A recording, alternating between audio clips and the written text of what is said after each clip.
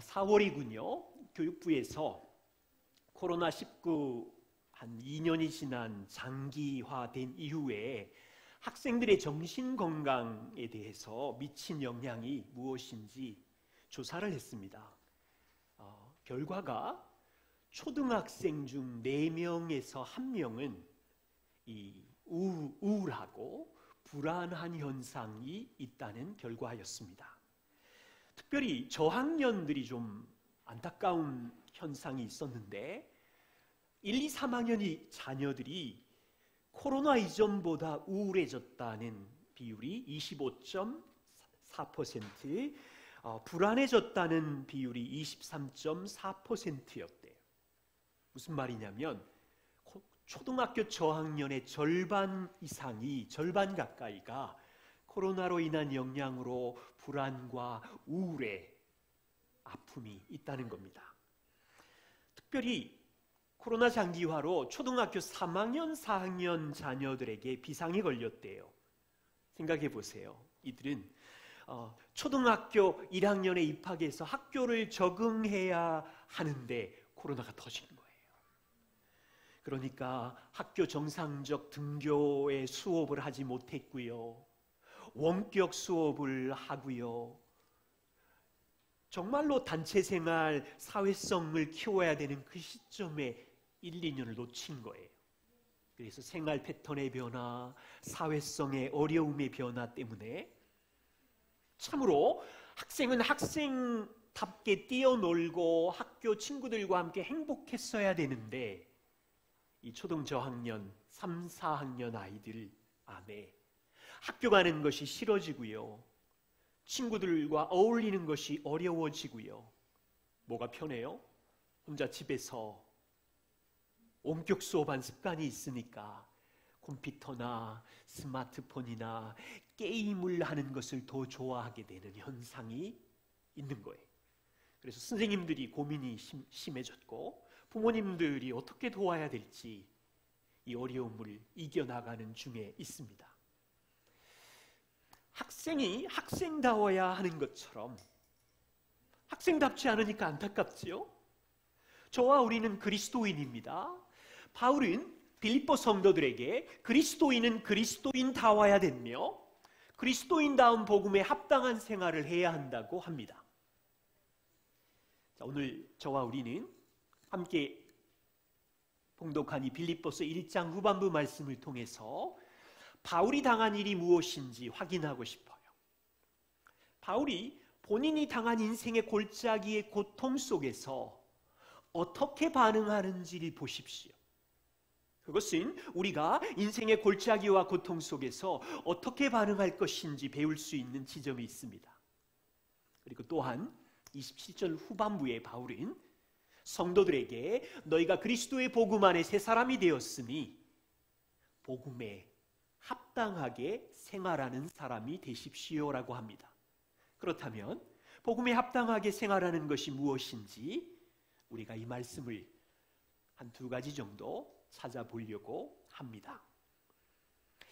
네, 오늘 빌립보서 1장 12절에 바울은 형제들아 나의 당한 일이 도리어 복음 전파의 진전이 될 줄을 너희가 알기를 원하노라. 자, 보세요. 바울이 당한 일이 무엇인가요? 바울이 당한 일, 지금 로마 감옥에 갇혀 있습니다. 얼마나 고통스러워요? 자유가 없어요? 그런데 바울은 감옥에 갇힌 일이 복음의 후퇴가 아니라 복음의 진보, 복음의 성장이 있어서 기뻐한다고 이야기합니다. 바울은 알고 있었어요. 멀리 떨어진 빌립보 교회, 10년 어린 그 교회가 자신이 멀리 떨어진 로마에서 감옥에 갇혀 일로 그 성도들이 낙심하고 있다는 것을 알고 있었어요. 여러분 지금도요, 예를 들면 제가 복음을 전하다가 감옥에 갇혔어요. 낙심되는 일이죠. 지금도 감옥이라는 현장은 창피한 현장이에요. 마음이 아프지만 인생의 수치스러운 현장이에요. 그런데 2000년 전 생각해 보세요. 고대 사회는 명예가 중요한 문화예요. 가문, 명예. 2000년 전 얼마나 중요했겠어요. 어린 빌립보 성도들은 상당수가 바울이 감옥에 투옥된 것이 창피하거든요. 그런데 바울이 말해요. 그렇게 하지 마. 창피할 필요가 없어. 하나님이 나의 당한 일, 감옥에 갇힌 것으로 놀랍게 사용해 주셔서 복음의 진보, 성장을 주셨어. 너희가 이것을 모르기를 원하지 않고 꼭 알기를 원한다라고 하는 거지요. 바울은 자기의 갇힌 일로 복음의 성장이 두 가지가 있다는 것을 이야기하고 있는데 13절에 한 가지를 얘기해요. 나의 매임이, 나의 갇힘이 그리스도 안에서 내가 갇혀있는 모든 시위대 안과 밖의 사람들에게 나타났다. 여러분, 문화적인 이해를 하셔야 되는데 여기 모든 시위대는 뭐냐면 로마의 황제를 보호하는 군대 엘리트 조직이에요. 오늘날로 말하면 청와대 경호실 정도 되는 거죠. 학자들이 연구하기를 그 당시 로마 시위대는 8,000에서 9,000명 정도 되는 로마 제국의 최고의 군사 집단이고 로마 제국을 지키고 황제를 보호하는 엘리트들이었어요. 자, 여러분, 바울이 그냥 시위대라고 말하지 않고 그리스도 안에서 하나님의 섭리로 그리스도의 통치 아래에서 여러분, 초대교회가 로마 황제 시위대 최고 엘리트 집단에게 복음을 선포하는 기회를 얻는 건 쉽지가 않았잖아요. 그런데 하나님의 섭리로 그리스도의 통치 안에서 바울이 로마 감옥에 2, 3년 동안 갇힘으로 어떻게 사용하셨냐면 로마의 최고 엘리트 집단의 복음을 바울이 변증할 수 있는 기회로 사용하신 거예요. 바울이 뭐라고 외쳤을까요? 바울은 자기가 죄 없다는 무죄를 변호하는 것에 크게 관심이 없었어요. 2, 3년 동안 30년 전 예루살렘에서 죽은 한 청년 예수가 하나님의 아들인지를 전했어요. 다메섹에서 만난 그분이 부활하신 하나님의 아들이며 인간의 죄와 죽음의 문제를 해결하신 구원자이며 온 땅의 창조자이시고 지금도 역사를 통치하시는 왕이신 것을 전했는데 그것이 모든 시위대 안에 전하여졌고 그 시위대들이 밖에 나가서 바깥에 있는 모든 사람들에게 복음을 전하는 기회로 만든 거예요. 여러분, 빌립보서 4장 22절에 바울은 말하기를 가이사의 집사람 중 몇 명이, 가이사가 누구예요? 로마 황제 집안의 몇 사람이 복음의 감동을 받아 그리스도를 받아들였다. 여러분, 놀라운 하나님의 섭리입니다. 이 작은 사건의 시작으로 300년이 지나 로마가 복음화되는 일이 있었죠. 또 한 가지 복음의 성장이 무엇입니까? 14절에 말합니다. 감옥 밖에 있는 로마 교회 안에 바울이 감옥에 갇힌 것으로 인하여 밖에 있는 로마 교회의 반응이 복음을 전하는 거였어요. 14절부터 18절 말씀을 보십시오. 로마 교회 안에 있는 형제 중 다수가 바울이 매임으로 갇힘으로 말미암아, 자, 복음을 전하는 두 부류의 사람이 있는데요. 한 부류는 착한 뜻으로 복음을 전합니다. 바울 사도가 복음 때문에 감옥에 갇혔대. 우리도 바울처럼 담대하게 사랑으로 복음을 전하자. 이런 착한 의미로 복음을 전하는 사람이 있었고요. 근데 또 다른 한 부류의 사람을 보십시오. 바울이 감옥 안에서 소문을 들어보니 투기와 분쟁으로 복음을 전하는 사람들이 있었어요. 무슨 말이에요? 바울에 대한 시기와 다툼의 동기로, 나쁜 동기지요, 복음을 전하는 사람들이 있었어요. 바울이 감옥에 갇히자 바울이 복음 전하는 주인공이었는데 이제 바울은 감옥에 갇혔으니 이제 우리가 복음의 주축 무대의 주인공이 되고 싶어서 이제 사람들에게 이런 말을 하는 거예요. 바울을 보라고. 바울은 성격이 급하고 너무 저돌적으로 복음을 전하다가, 겁없이 복음을 전하다가 저렇게 감옥에 갇혀버렸어. 지금은 감옥에 갇혀서 복음을 전할 기회조차도 잃어버렸잖아. 바울은 어리석었어. 우리는 지혜롭게 체포되지 않고 복음을 전하자. 어떤 면에서는 바울을 비방하고 험담하면서 다툼과 시기로 경쟁적으로 복음을 전하는 무리들이 있었어요. 바울의 마음이 어땠을까요? 상했을까요? 18절에 바울은 말합니다. 그러면 무엇이냐? 거칠애로 하든지 자기 인정을 받으려고 복음을 전하든지 사랑으로 참으로 하든지 무슨 방도로 하든지 상관없다. 중요한 것은, 전파되는 것은 그리스도가 아니냐.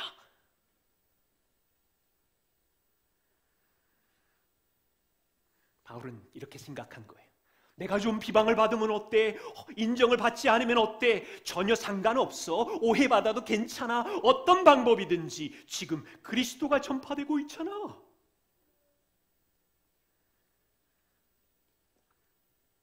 질문입니다. 바울을 통해서 무엇을 배울 수 있어요? 바울에 당한 일이 무엇이라고요? 감옥에 갇혔습니다. 고통을 당하고 있어요. 감옥 밖에서는 복음을 전하고 있지만 성도들의 비방과 때로는 관계의 아픔으로 인하여 바울의 마음은 비참한 상황인데 바울은 어떻게 반응하고 있습니까? 보세요. 바울이 이 상황 속에서 감옥 안에 자유가 없고 불평으로 반응했다면 어떻게 되었을까요? 감옥 밖에 있는 교회 성도들 중에 일부가 바울을 시기, 질투, 험담하고 있을 때 그들이 바울이 정죄로 반응했다면 어떻게 되었을까요? 교회는 엉망이 되었겠지요. 그런데 바울은 감옥에 갇혔지만 평안히 로마 시위대 안에서 복음을 자랑하고 있어요. 귀에는 인간관계의 고통이 들리지만 바울의 반응은 그들을 사랑 안에서 관용하면서 복음의 열매로 기뻐하고 있어요. 바울은 자신의 평안한 생활, 사람 안에서의 상처받은 감정, 누가 나를 인정해주는 평판보다 더 중요한 것이 복음이었고 그리스도였어요.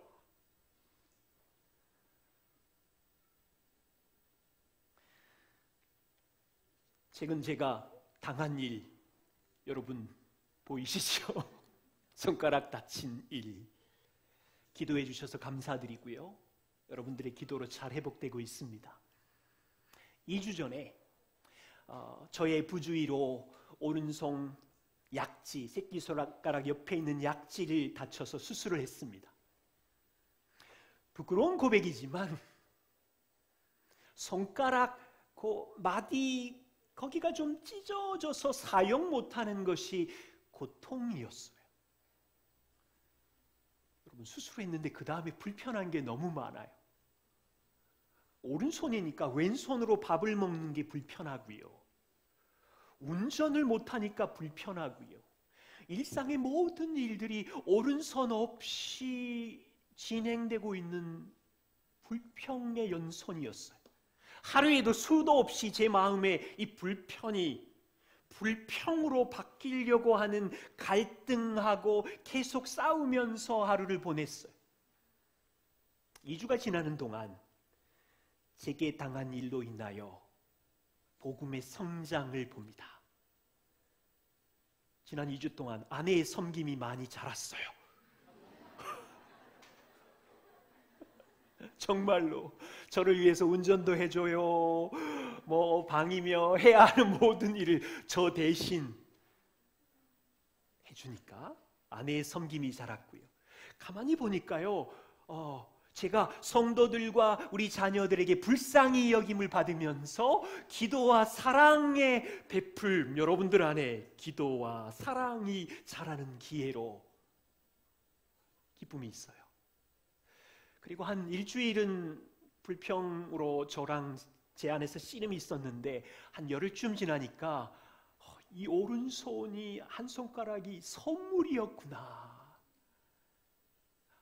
옆에 도와주는 가족도 선물이고, 그래서 결핍을 가진 분들을 좀 더 많이 이해하면서 선물이라는 것으로 이해하고 내 힘의 한계를 인정하면서 겸손히 자라는 내 안의 성장이 있었어요. 자, 오늘 이 아침에 이런 질문을 해봅니다. 지금 여러분이 현재 바울처럼, 바울 같지는 않지만 여러분이 지금 당한 일은 무엇입니까? 지금 당한 일로 여러분은 복음의 성장이 되는지 질문해야 합니다. 그리스도인은 우리가 당한 현실 속에서 세상 사람들처럼 단지 도덕적으로 윤리적으로만 생각하는 사람들이 아닙니다.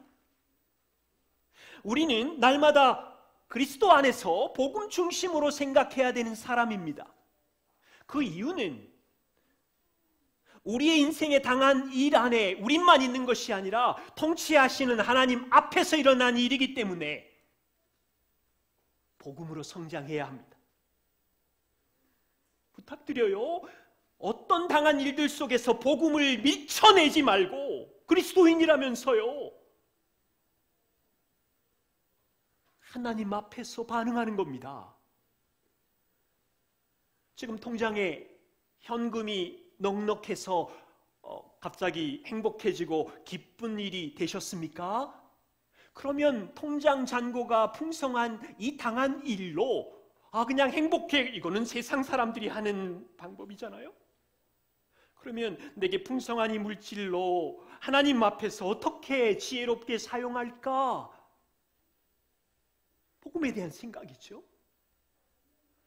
지금 여러분의 통장에 현금이 줄어서 불안해지고 가난해졌습니다.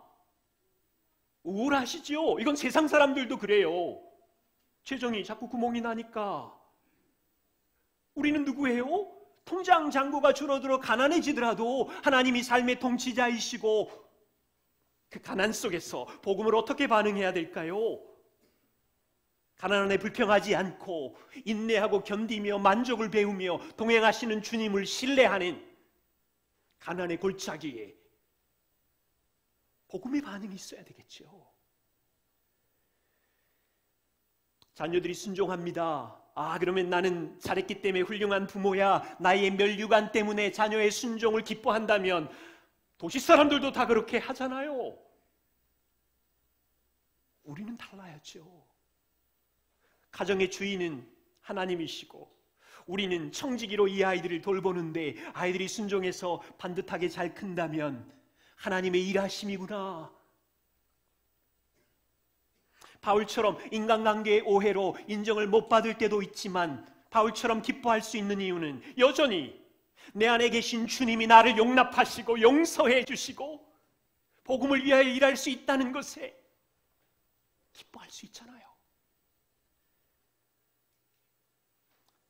자, 오늘 이 본문에서 성도로서 이 땅에서 당하는 일 앞에서 세상 사람들처럼 도덕적으로 윤리적으로 반응하는 것에 그치는 것이 아니라, 복음을 주변으로 하찮은 것으로 밀쳐내는 것이 아니라, 어떤 일을 당하든지 복음을 가장 중요한 자리에 놓고 인생을 묵상하고 주와 동행하는 거죠. 두 번째입니다. 바울은 지금 죽음과 삶 사이에 있으면서 나의 간절한 기대와 소망이 무엇인지 말합니다. 20절에 보세요. 나의 간절한 기대와 소망을 따라서 아무 일에든지 부끄러워하지 아니하고. 바울은 죽느냐 사느냐라는 갈림길 속에서 관심이 이 감옥에서 무사히 석방되는 것이 아니었어요. 지난 5년 동안 감옥에 있어서 잃어버린 명예를 되찾는 것도 아니었어요. 고통 없이 죽을까 여기에 대한 관심도 아니었어요. 바울의 간절한 기대와 소망이 뭐라고요? 아무 일에든지 하나님 앞에서 부끄럽지 않는 삶을 살고 싶은 거예요. 부모인 여러분, 자녀 앞에서 부끄럽지 않는 부모이기를 원하시지요? 직장 생활하시는 성도 여러분, 동료들 앞에서 부끄럽지 않는 기업인 되기를 원하시지요? 바울은 지금 말합니다. 감옥에서 사느냐 죽느냐의 인생의 최고의 위기 앞에 나의 간절한 기대와 소망이 있는데, 죽음 이후에 마지막 날 그리스도 앞에 섰을 때 잘했다 칭찬 듣는 삶이 소망인데, 오늘 여기서 로마 군인들 앞에서, 로마 성도들 앞에서, 가족들 앞에서 부끄럽지 않는 삶을 하나님 앞에 살고 있는 거예요.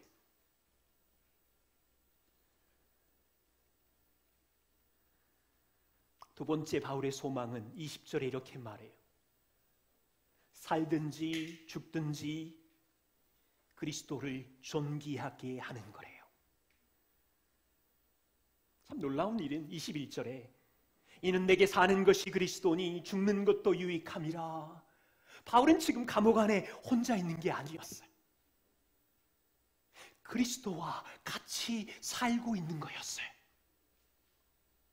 주먹밥이고 어둠의 감옥이지만 바울은 감옥에서 사는 것도 그리스도께서 주시는 힘으로 살고 있었어요.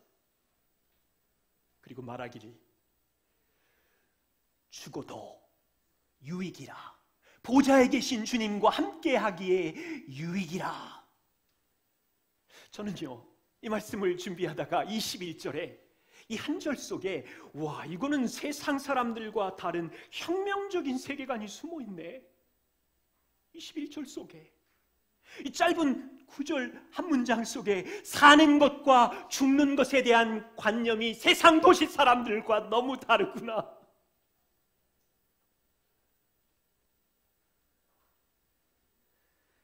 세상은 혼자 살아요. 죽으면 nothing이에요. 꽝이에요. 아무것도 없어요.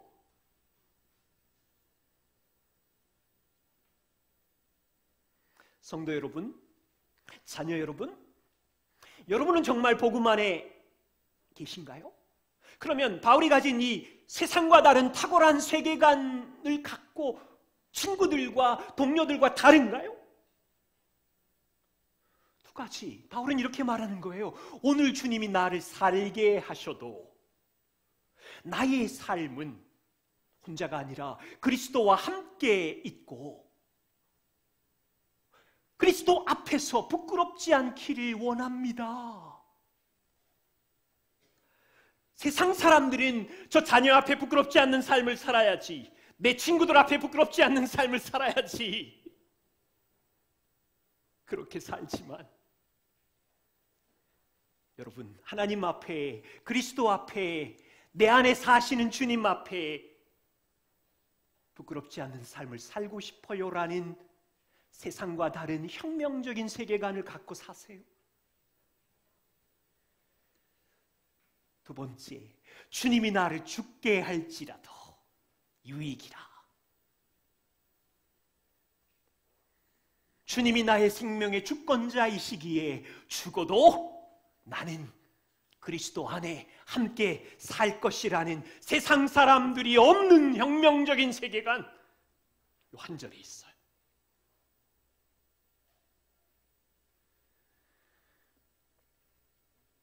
바울은 22절에 23절에 이렇게 말합니다.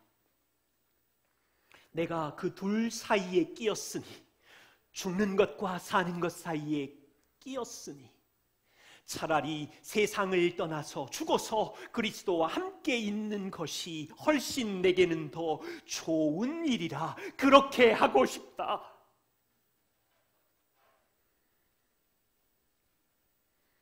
그런데 그렇게 못하는 마음이 있어요. 빌립보 교회와 성도를 생각하면 24절, 내가 육신으로 있는 것이, 사는 것이 빌립보 성도 너희를 위하여 더 유익하기에 내가 살아야, 25절, 내가 살 것과 내가 살아야 너희를 만나서 너희의 믿음의 진보와 기쁨을 위하여 너희 무리를 도와줄 수 있기에.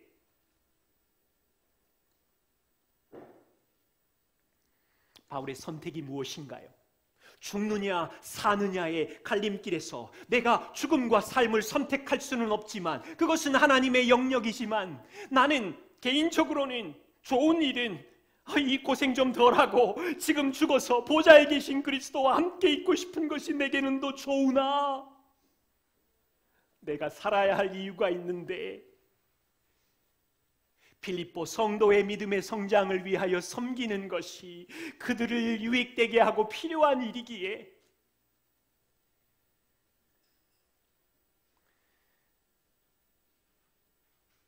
여기서 무엇을 배울 수 있습니까?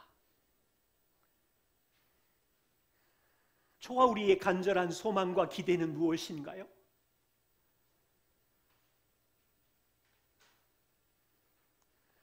바울이 말하는 것처럼 인생길의 어떤 날이든 형통하든 곤고하든 내 안에 사시는 주님 앞에서 주님 앞에 부끄럽지 않는 삶을 살고 싶은 소망이 있으세요? 두 번째, 살든지 죽든지 내 몸으로 그리스도를 존귀하게 해드리는 삶, 나의 생명을 위하여 전부를 주신 주님을 존귀하게 해드리는 삶이 간절한 기대와 소망이세요? 그때 바울은 무엇이 그리스도를 존귀하게 하는 삶인지를 결정하면서 이 고민을 하는 거예요. 내게 좋은 것보다 빌립보 성도와 이웃의 유익을 위하여 내가 더 살아야겠구나. 여러분, 일상이 어떻습니까? 저는 이 좋은 것과 유익한 것의 매일의 싸움이 일상인 것 같아요.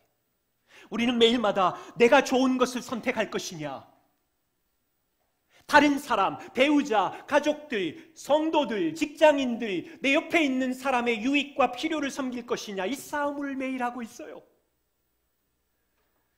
모든 사람이 이 싸움을 지난주에도 했고 이번 주에도 하실 거예요. 세상은 뭐라 그래요?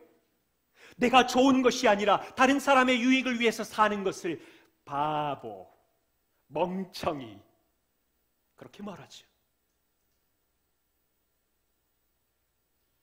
우리는 성도지만 내가 좋아하는 것과 재미있는 것을 자주 선택하기도 하지요. 약하니까. 우리는 누구입니까? 복음을 경험한 사람들이에요. 자, 보세요. 그리스도가 자기의 좋은 것 뭐예요? 하늘 보좌에 있어서 아버지와 영원히 그 사랑을 나누는 일인데 자기의 좋은 것, 특권을 포기하고 죄인인 우리의 유익을 위하여 생명을 주시려고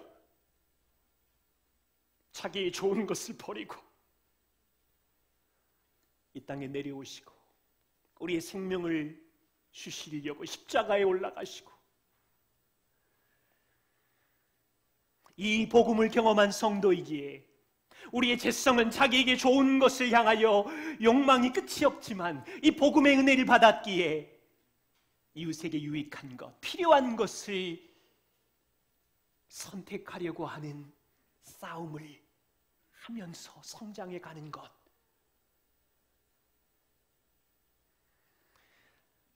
자녀 여러분, 힘들지요? 학교나 가정이나 교회에서 집에서는 엄마가 옆에 있는 동생을 위해서 양보해라. 힘들지요. 본성이 그게 어려워요. 내가 좋은데 왜 옆에 있는 친구 맨날 줘야 돼요?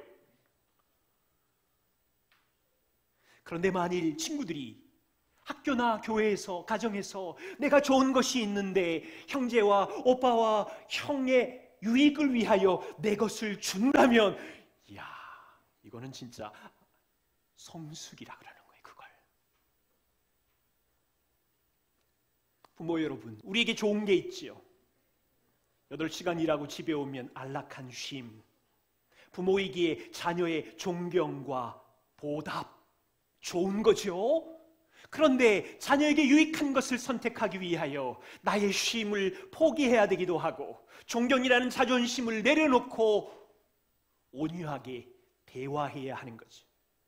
이것이 단지 도덕적으로 가정의 평화를 위해서 하는 것이 아니라 복음의 지점 속에 주님이 그렇게 하셨기 때문에, 주님이 나 위해 자기의 좋은 것을 포기하셨기 때문에, 내가 그래서 부유한 부자가 되었기 때문에, 여러분, 이 지점을 찾아내야 복음을 밀쳐내지 않는 거예요.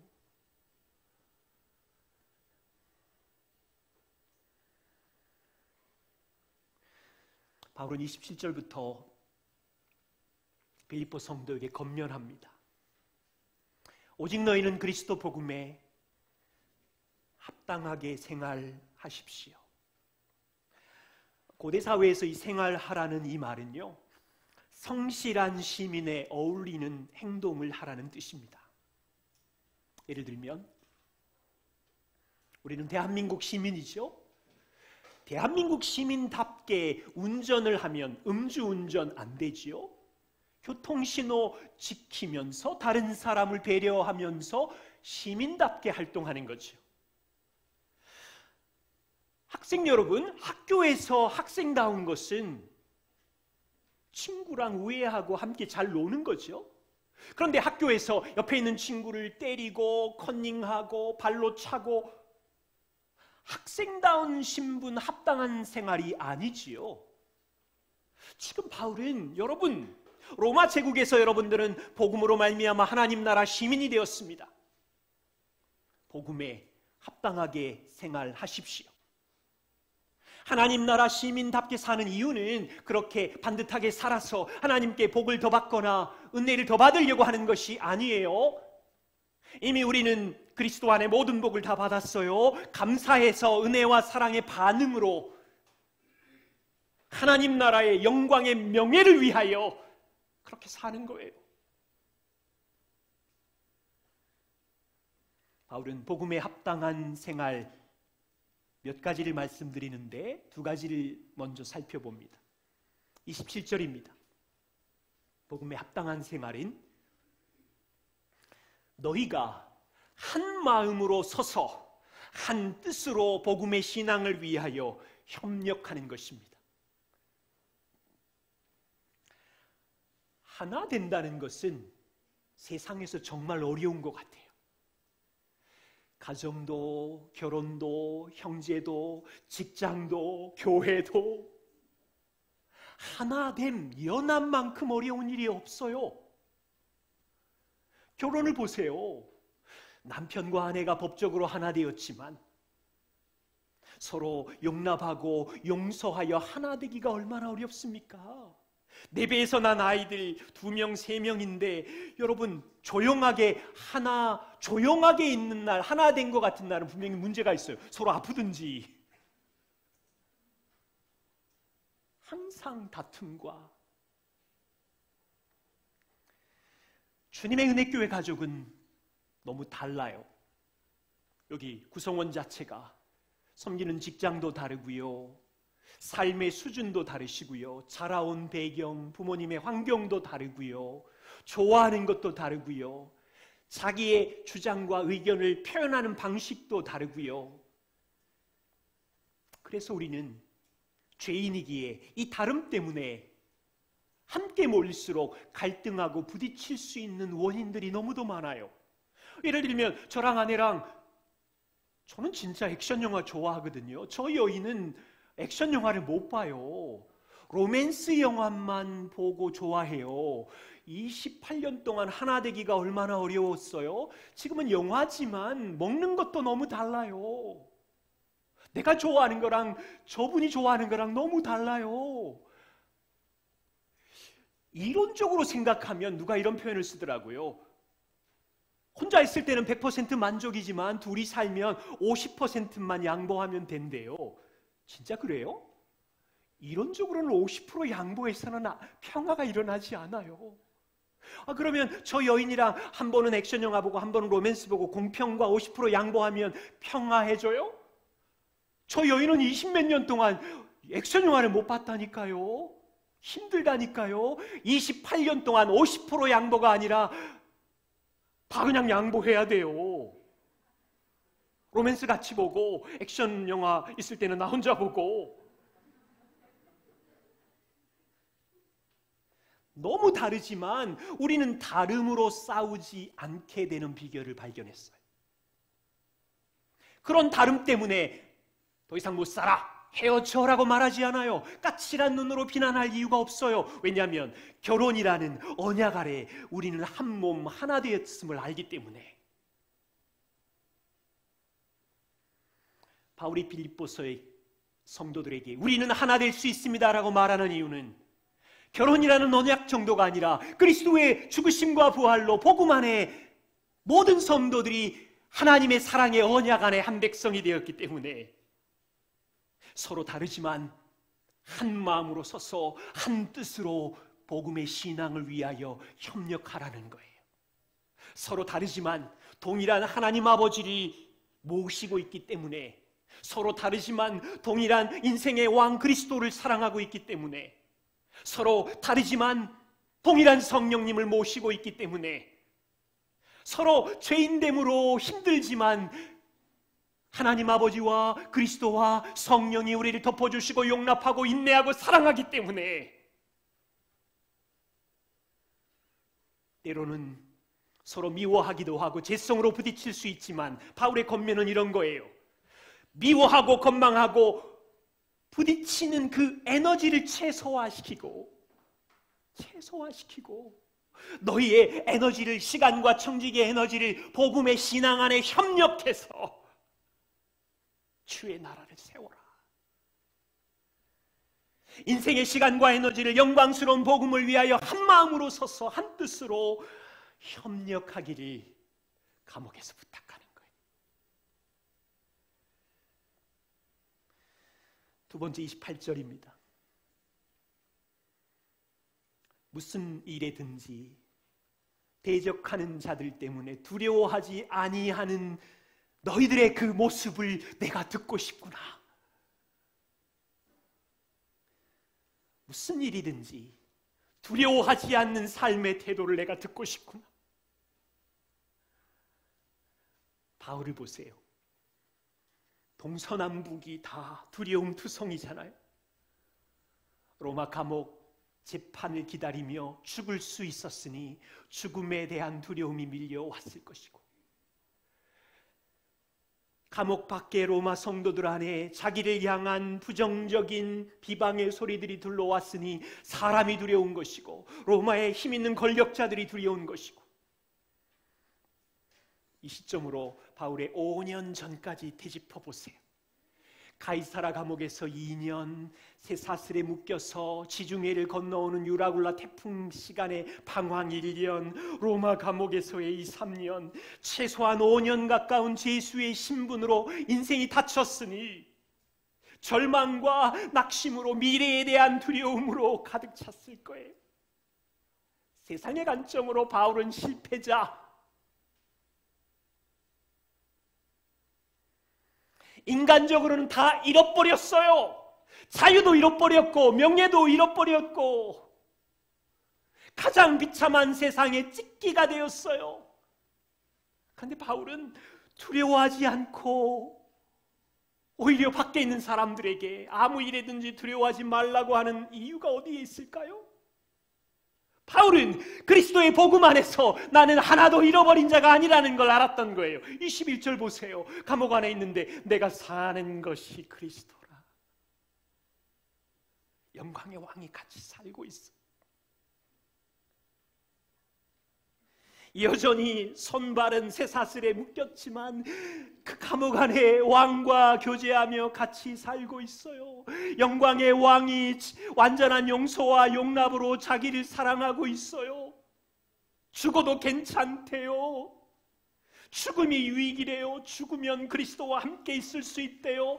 죽으면 썩지 않고 쇠하지 아니하는 하나님의 기업을 얻는다는 것이 좋대요.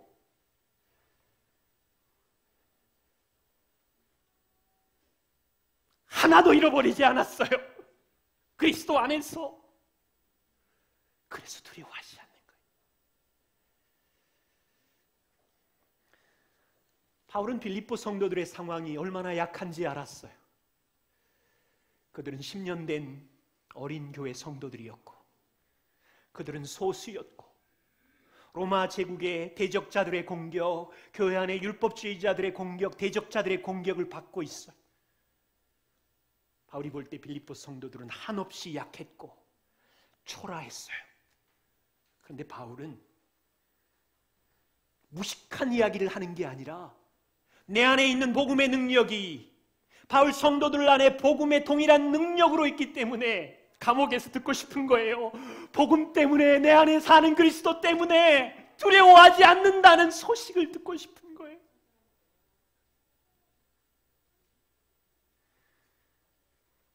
그 확신이 어디서 왔을까요? 바울은 알았어요. 빌립보 성도들이 세상에서는 찢기처럼 되었지만 그들 안에 사시는 그리스도가 얼마나 크신 분인지, 얼마나 강한 분인지, 얼마나 그들을 사랑하는지 알았어요. 바울의 인생에 하나님 아버지가 자신을 인도하신 것처럼 동일한 하나님 아버지가 빌립보 성도들을 인도한다는 것을 알았어요.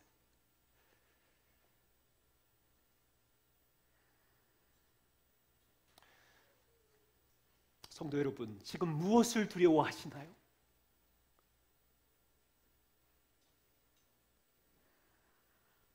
저는 여러분과 교제하며 여러분의 약함을 조금 알고 있어요. 얼마나 잘 쓰러지는지 조금 알고 있어요. 저도 손가락을 다쳐보니까 제가 얼마나 더 심각하게 약한 자인지 알겠더라고요. 그런데 이거 아세요? 내가 나 자신의 약함을 아는 것보다 우리 안에 계신 그리스도가 우리의 약함을 더 정확하게 섬세하게 알고 계세요. 우리의 불안, 염려, 두려움,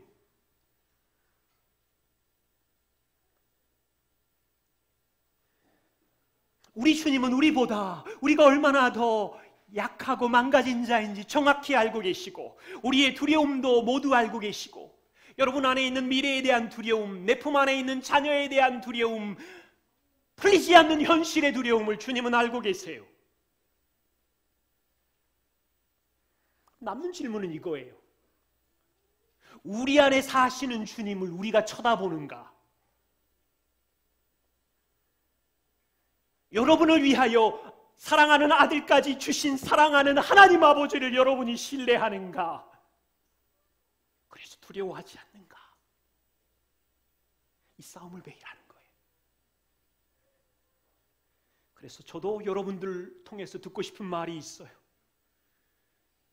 아무 일이든지 지금 당한 일로 두려워하지 않습니다.